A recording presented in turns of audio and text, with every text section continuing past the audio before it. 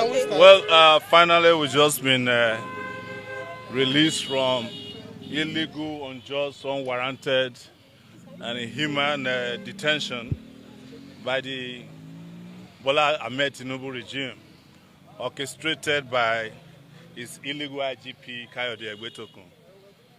And we are heading home. Hopefully. In fact, I was supposed to be heading to Lagos for a protest for tomorrow. But we are still checking on the flight, if there's any flight tonight. Have you seen the warning from the Lagos state government? They can warn themselves, they can't warn me. You can't warn me about my rights. Yes. They are the ones who have to warn themselves about their responsibilities. So it wasn't going to stop me. It is not the first time people who are paid to protect have become very likely responsible and warning people not to exercise their rights. So you can't warn me about my rights. Okay, now in the build-up to the protest, the police had actually issued a warning, and they said it contravened that warning by entering into the restricted zone, which was why the lawyer of Nnamdi Kanu was also arrested.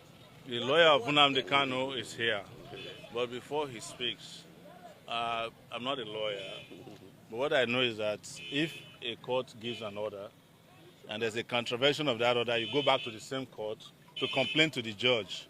It's not the job of police to take it upon itself to be enforcing court orders that it had interest in. But even if they don't have interest in it, there was a court order issued by a judge saying don't go to certain areas. If you want to review the order, you go back to the court.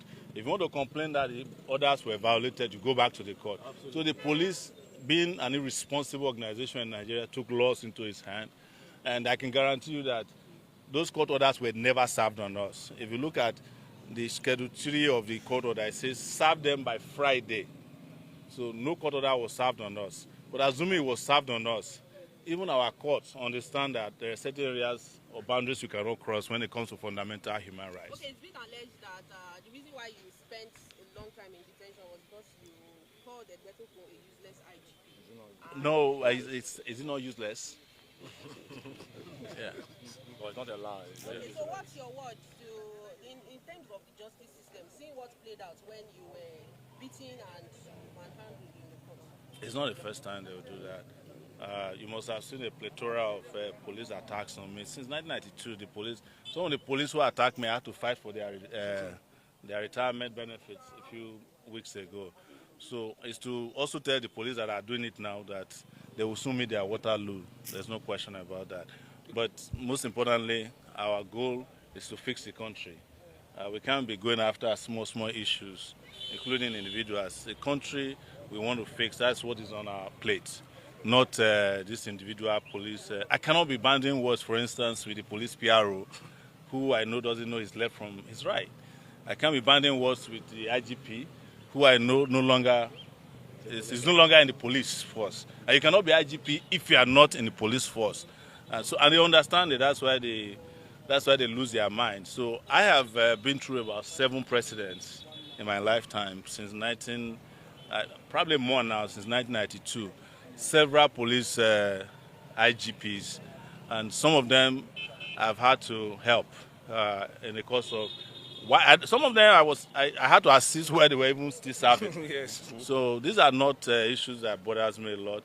Anybody who is doing what we do knows that your second vacation home is prison. 100%. The service chiefs, I need you to comment on that. The service chiefs, let me tell you, I was the first to complain about that one who says he wanted to fence Nigeria, Musa. That one doesn't know his left from his right, but he's still even better than Egbetokun. Egbetokun should have been fired if Tinubu were to be serious. But, I'm not an advisor to the president, and I particularly don't care what Tinubu does with his illegitimate regime, honestly. So yeah. Barrister Aloy, please, we would like you to share your experience, considering the fact that we're actually living in denial, thinking you'll be released on the day you were arrested. And what has this experience actually taught you? Well, this experience is traumatic. Quite speaking honestly, it's traumatic for me. It's traumatic for my colleagues, everybody. If you say it isn't, then you are in denial. Traumatic in the sense of the manner of the arrest. It was very brutal, too confrontational. People who were cooperating with the police were being shoved around, being beaten up. Some of them sustained injuries. Tear gas canisters were deployed directly at most of us. Two had impact on me, and in fact, if we didn't have strong lungs, some of us would have given up the ghost on the spot. I don't think that type of brutality has a place in a well-ordered modern society. This is the type of thing that we need to do away with in Nigeria. Even at the police headquarters, CID Gariki command, they deployed canisters, several canisters of tear gas just to get us to bundle us into vehicles that will take us to Abattoir. He didn't need to do that because we were already under your control. So that's something that is abhorrible and should be condemned by all and sundry. It is not good, it's unlawful, it's brigandage, and it is executive rascality in high places. While you were in detention, Nnamdi Kanu actually let go of his defense team. Now, we are starting to hear that he's saying there's no case submission. What is your take? Considering the fact that, okay, you are also among those defending, and this even led you to be sent to the Where the protest was directed, let me make this clear, the protest was directed against the presidency, not against the judiciary. You know, there are things that come first. If the presidency or the executive branch of government does not put you up for trial, no court has the authority to initiate prosecution against you. So it's a question of where to place the blame. I've noticed a lot of understanding as if we are protesting against the court. No, the court didn't initiate it. The presidency did. The attorney general did.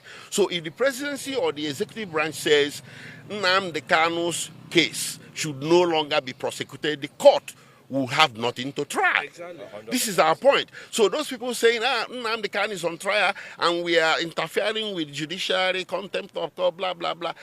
No, come on. That's complete misunderstanding of the situation. Yes. It is Tinubu we wanted to talk to.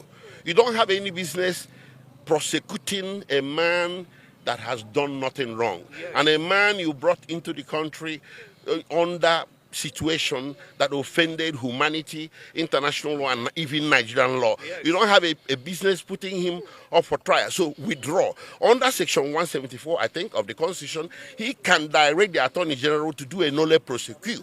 It was done for Sowore here, right? It has been done in history for a whole lot of people. The presidency or the executive branch or the attorney general can say, we are no longer interested in the case, and that's the end of it. That was the purpose of the protest. Yes. And I was the organizer, by the way. He initiated it? Yes. Okay, Mr. Kingdom, in all of this drama that played out, I think about 5 days back till now, what's your own stance? Well, my own arrest, is so traumatic. My own is a situation where the IG himself has become the chief terrorist of the Federation. And, they say power corrupts and absolute power corrupts absolutely. Because his regime was illegally, the Police Act was illegally amended, and to have him as an absolute IG, that is why you see him exercising absolute power. So I was arrested while I was addressing the media. I was live on News Central and Arise Television and a couple of other, media organizations. And I was addressing the media with respect to the protest and the reason why in Nigeria I think that there should be justice for all of us, all Nigerians, no matter where you come from, whether you are Igbo man, you are Yoruba man, you are Hausa man, and was very vocal, and I was very point blank to say that Nnamdi Kanu was being held because he's an Igbo man.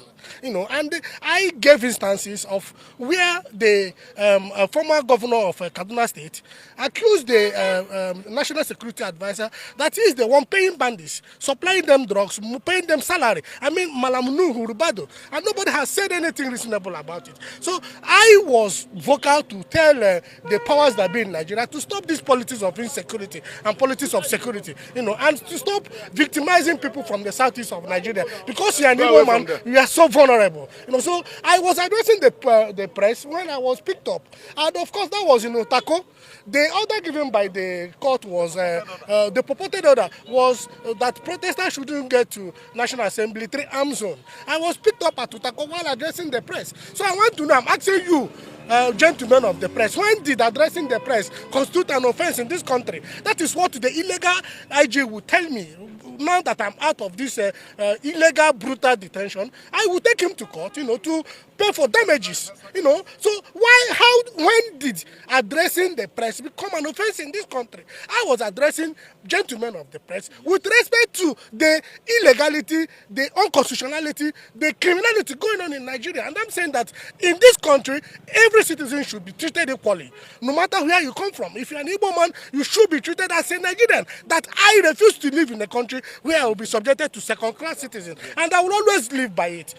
So the illegal IGP will still tell me in court when it becomes an offense, to address the press in this country. That was the only offense I committed. This is the press.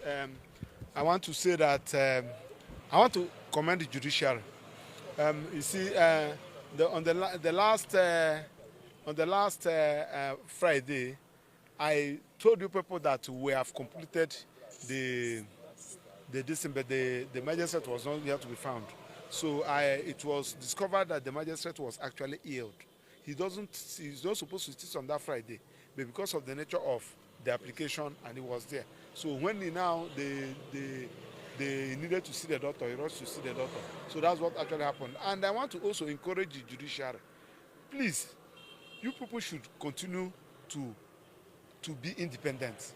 Just like as we witnessed, all their effort to make sure that the magistrate did not take the application for bail. He resisted it. That is what we are asking the judiciary to be doing. Are you getting what I'm saying? Now, if you now say that people should not protest, how do you want people to complain? Because protest is complain. And when people are protesting, I continue to say it, they are helping the government. When people are protesting, they are helping the government. It is helping the government to know that this is what we are supposed to do that we are not doing. And I also want to encourage the judiciary to do more, and also advise Nigerian police. Please, officers and men, most of police officers today are dying. Their children are useless because of what they committed when they're in active service. Don't allow people to be laying curses on you. You cannot just tear gas somebody that never committed anything against you. You cannot go and tear gas an old man and you want to be old. You cannot go and tear gas some persons and you have children. God will not allow your children to be useful to you. God will raise untimely death against them. Don't do that. Look at how people are crying because of you, Nigerian police. Even when they ask you to go and commit evil, must you do it? Tell them that you're not doing it.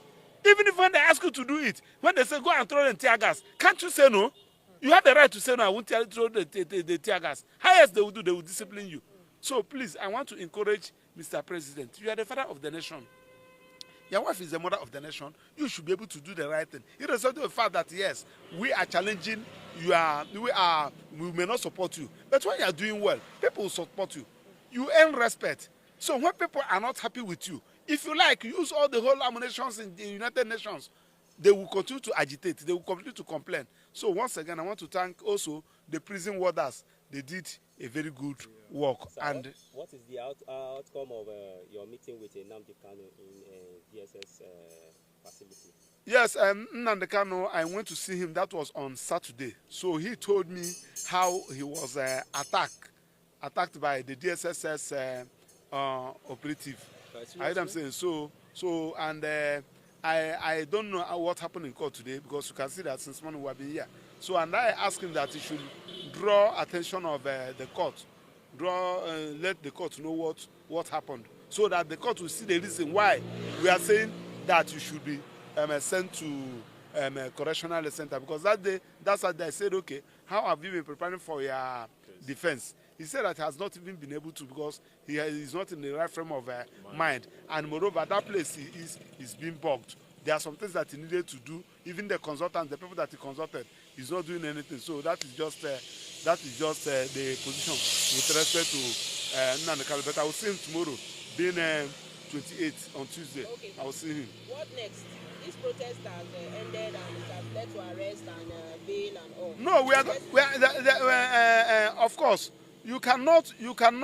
Where there is a wrong, there is a remedy.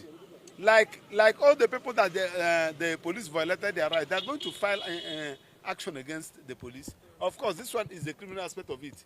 They have adjourned the matter till 15th day of December. Am I right? For hearing. So that does not mean that those people that violated their rights, they are going to take you on. Yeah. You are going to you say that you have an order restraining them from protesting in the central area, but you pick them at Otaku. I hear them say, what is the business that has to do with central area and Otaku?